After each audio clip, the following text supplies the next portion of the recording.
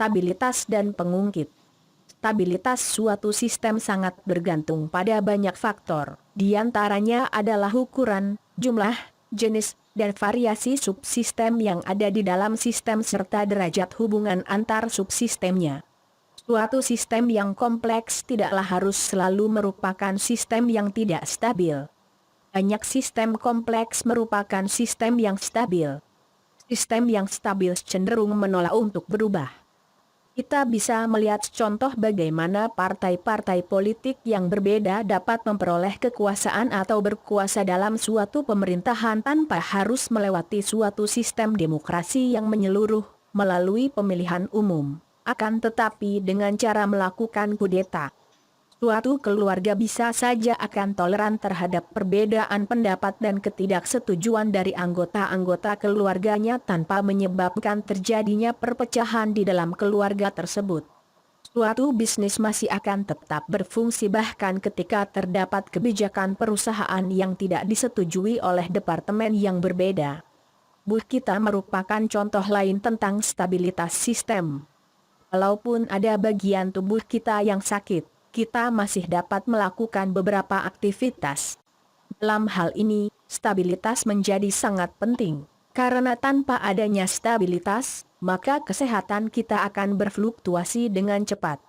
Keseluruhan dari stabilitas yang telah kita sebutkan di atas merupakan aspek positif, dan tentu saja harus dibayar mahal dengan suatu ongkos tertentu. Dengan demikian, dalam hal ini, ongkos atau biaya dapat merupakan suatu kekuatan perlawanan untuk berubah. Partai-partai politik pemenang, misalnya, akan terus berjuang bersama-sama dengan para pegawai pemerintahnya untuk tetap dapat mempertahankan dan mengendalikan pemerintahannya.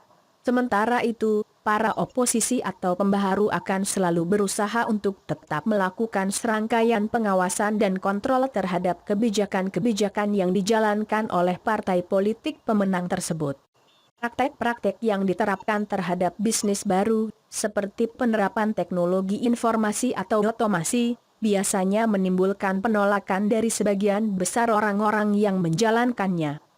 Mereka umumnya akan lebih merasa nyaman dengan cara lama yang mereka lakukan. Hal ini bukan karena mereka menjadi sulit berubah, akan tetapi lebih disebabkan oleh sistem tempat mereka berada pada saat ini.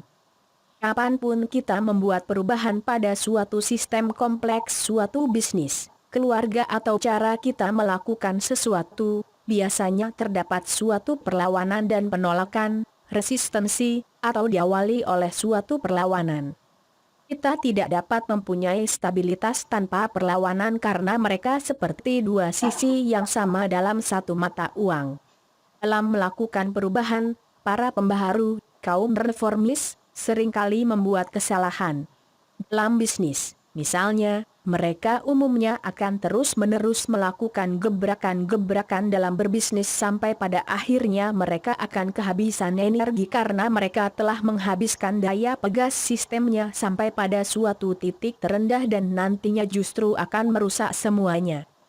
Ketika suatu sistem berubah, sistem cenderung untuk melakukannya relatif cepat dan seringkali sangat drastis. Sebagai contoh adalah proses reformasi yang terjadi di Indonesia tahun 1998. Proses demokratisasi yang selama hampir 3 dekade terkekang, dapat berubah sangat drastis dan menjadi kebebasan yang sebebas-bebasnya, bahkan cenderung kebablasan pada saat proses reformasi terjadi. Ketika tekanan untuk berubah sudah tertanam dalam suatu sistem, hal ini akan muncul dan meledak secara tiba-tiba seperti meletusnya sebuah balon. Suatu sistem mempunyai suatu ambang batas di mana sistem tersebut dapat secara tiba-tiba berubah atau hancur. Jika suatu sistem telah berada pada berbagai tekanan yang kuat, maka hanya dengan suatu sentuhan atau pemicu kecil saja, sistem tersebut akan berubah atau hancur. Dengan demikian, jika kita meletakkan suatu sistem berada di bawah tekanan yang cukup kuat untuk waktu yang cukup lama, maka sistem tersebut akan dapat tiba-tiba menjadi kolaps atau hancur. Dalam kerangka pemikiran sistem, suatu tindakan kecil yang betul-betul terfokus dan tepat dapat menghasilkan peningkatan yang signifikan jika diterapkan pada tempat yang tepat dikenal dengan prinsip pengungkit.